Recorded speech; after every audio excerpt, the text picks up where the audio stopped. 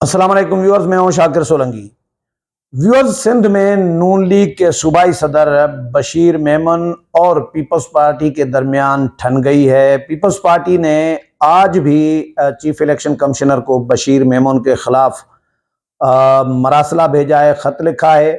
इससे पहले peoples party का डेलीगेशन गया था चीफ इलेक्शन कमिश्नर से मिलने। ताज हैदर, फैसल करीम कुंडी, नासिर शाह, सईद गनी, और उन्होंने वैसे तो लेवल प्लेइंग फील्ड और सिंध में तकर्रुर और तबादलों के हवाले से के हवाले से मामला थे उनके कि अफसरान जो पहले इलेक्शन कमीशन ने ही मुकर्रर किए हैं हमारे दौर के हटा के, और अब उनको जब इलेक्शन करीब आ रहा है तो फिर उनको क्यों दोबारा इलेक्शन कमीशन तब्दील कर रहा है। दूसरा, पंजाब में विलेज काउंसिल्स कायम की गई हैं जिनको मिनिस्टीरियल इख्तियारात दिए गए हैं। ये पीपल्स पार्टी को शिकायत थी, और वो भर्तियां भी कर रहे हैं, भर्तियों के इख्तियारात भी हैं उनके पास, कॉन्ट्रैक्ट ठेके शेके भी दे रही हैं, और उसमें नून लीग के बंदे भर्ती किए जा रहे हैं। ये पीपल्स पार्टी का डायरेक्ट बराह रास्त इल्ज़ाम है नून लीग के ऊपर, और इलेक्शन कमीशन इसमें खामोश है।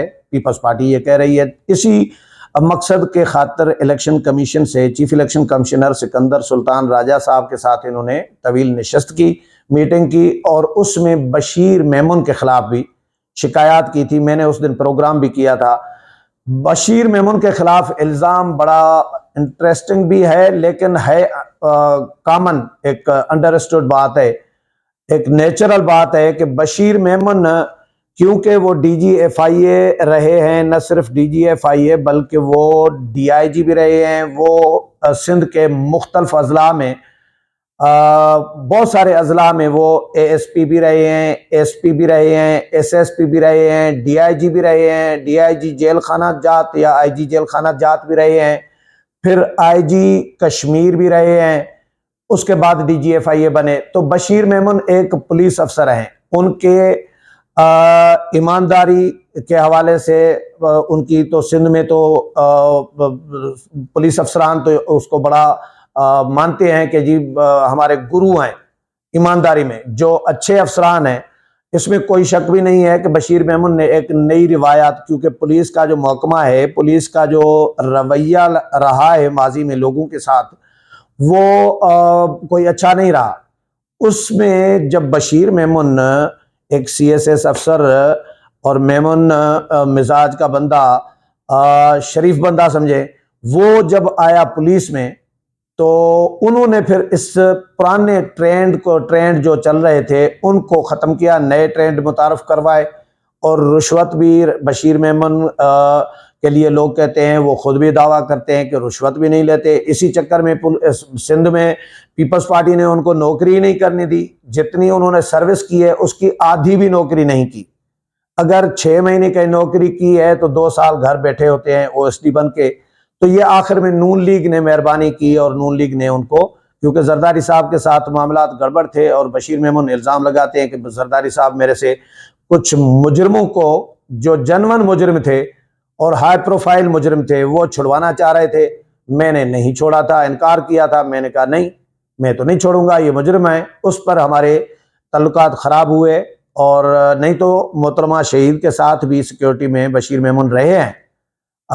ये नून लीग के मिजाजन भी नहीं है, ये हैं पीपल्स पार्टी के मिजाजन। लेकिन अमीन फ़हीम के साथ ताल्लुकात ख़राब हुए, फिर जरदारी के साथ ताल्लुकात ख़राब हुए, तो इसी चक्कर में नून लीग ने के करीब चले गए, और मरियम नवाज़ ने और मियाँ नवाज शरीफ ने उन पर जो आशीर्वाद का हाथ है वो रखा। उनको IG कश्मीर लगाया, पहले लगाया IB में additional DG IB, special branch, intelligence bureau में IB में एडिशनल DG लगाया। उसके बाद फिर कश्मीर का IG पुलिस लगाया, उसके बाद DGFI लगाया। यानी 3 जो बड़ी पोस्टें हैं, बड़े ओहदे हैं, वो नून लीग ने ही दिए हैं। तो जाहिर है उनको सिंध में जरदारी के साथ अगर इख्तलाफ करेंगे, लड़ाई करेंगे, तो उनको तो शेल्टर चाहिए, और वो शेल्टर नून लीग से ज़्यादा, नवाज शरीफ और मरियम नवाज से ज़्यादा क्या हो सकता है सिंध में। तो इसी चक्कर में वो नून लीग में चले गए हैं। लेकिन नून लीग ने उनको सूबाई सदर ही बना दिया है। पार्टी के अंदर भी एक नाराजगियां, एक बातें, खबरें ये चलती रही हैं कि सीनियर लोग जो पार्टी में सारी जिंदगी रहे हैं, कुर्बानियां दी हैं पार्टी के लिए, वो खुश नहीं थे बशीर मेमन की तकर्री से। और बहुत सारे लोग ये अभी बशीर मेमन की जो सियासी तरीक़ेकार है या जिस तरीके से वो सियासत कर रहे हैं, इस पे भी बहुत सारे लोग उंगलियां उठा रहे हैं, सवालात उठा रहे हैं, इख्तलाफ कर रहे हैं कि ये सियासी रवैया नहीं है जो बशीर मेमन अभी भी वो अपने आप को पुलिस अफसर की तरह डील कर रहे हैं, समझ रहे हैं, या लोगों को जो डील कर रहे हैं, अफसरान को जो डील कर रहे हैं, वो DGFI बन के डील कर रहे हैं या समझ के डील कर रहे हैं। ये बहुत सारे लोग ये कह रहे हैं, क्योंकि इम्तियाज शेख की मिसाल सिंध में पहले भी मौजूद है। इम्तियाज शेख जो फंक्शनल में, फिर पीपल्स पार्टी में, इम्तियाज शेख साहब ब्यूरोक्रेट थे, जाम सादिक के साथ रहे थे बहुत क्लोज, और इम्तियाज शेख साहब रिटायर होके फिर फंक्शनल लीग में चले गए, उन्होंने सियासत शुरू की, फिर पीपल्स पार्टी में चले गए, MPA बनते रहे हैं, अभी भी मौजूद हैं। लेकिन इम्तियाज शेख साहब की सियासत आपके सामने है, मेरे भी सामने है। तो उसको आप कामयाब सियासत कहेंगे या बस गुजारा सियासत कहेंगे, या इसके अलावा भी और भी बहुत सारे मरकज में भी बहुत सारे ब्यूरोक्रेट जो हैं वो इस तरह के आपको मिल सकते हैं। मैं गिनवा सकता हूं, बहुत सारे फौजी रिटायर्ड आपके सामने हैं, बहुत सारे जजेस रिटायर्ड, बहुत सारे ब्यूरोक्रेट रिटायर्ड, लेकिन उनका रवैया वही रहता है जो पहले वाला होता है उनका शोभा। तो बशीर मेमन साहब के बारे में लोगों में ये तअस्सुर नहीं होना चाहिए। बशीर मेमन मेरे भी दोस्त हैं, बहुत अच्छे भाइयों की तरह दोस्त हैं, लेकिन लोगों में ये तअस्सुर है तो मैं क्या करूं उसको ये तो बशीर साहब को ये तअस्सुर जायल करना पड़ेगा। और पीपल्स पार्टी के उस पे खत पे मैं आता हूं। पीपल्स पार्टी ने चीफ इलेक्शन कमिश्नर को पिछली दफा मुलाकात में शिकायत की थी कि ये अफसरान को धमकियां दे रहा है कि मेरा ये काम नहीं किया तो मैं ये कर दूंगा। पता है ना आपको, आपका बॉस जो है मेरा दोस्त है, हाँ मेरे साथ इकट्ठे काम किया है, मेरा जूनियर रहा है, तो आप पुत्र ये काम कर दें। ये इस तरह की धमकियां दे रहा है, तड़ियां दे रहा है और उनको ब्लैकमेल कर रहा है। ये पीपल्स पार्टी ने चीफ इलेक्शन कमिश्नर को शिकायत की थी, लेकिन चीफ इलेक्शन कमिश्नर ने उनको जवाब यह दिया था कि देखें वो एक जमात का सूबाई सदर है, मैं किसी भी जमात के सूबाई सदर को मना तो नहीं कर सकता कि किसी को फोन न करे, ये तो कोई भी कर सकता है। लेकिन हाँ, अगर इलेक्शन कवानीन की, ज़ाबिते अखलाक की कोई खिलाफ वर्जी कर रहा है बशीर मेमन कहीं भी, तो उसका मुझे सबूत चाहिए, तो मैं उस पर कार्रवाई हो सकती है। या कोई डिप्टी कमिश्नर, कोई असिस्टेंट कमिश्नर, कोई SP, कोई और अफसर मुझे शिकायत करे, कंप्लेन करे कि मुझे जी ब्लैकमेल कर रहा है या धमकियां दे रहा है, तो फिर तो मैं कार्रवाई कर सकता हूं। उन्होंने, पीपल्स पार्टी वालों ने भी सर नीचे किया, हाँ जी बात तो ठीक है, माकूल बात है। तो मैंने बात की थी पीपल्स पार्टी के उसी डेलीगेशन के लोगों के साथ, तो उन्होंने कहा कि यार बात तो माकूल कर रहे थे चीफ इलेक्शन कमिश्नर, हमने फिर चुप हो गए।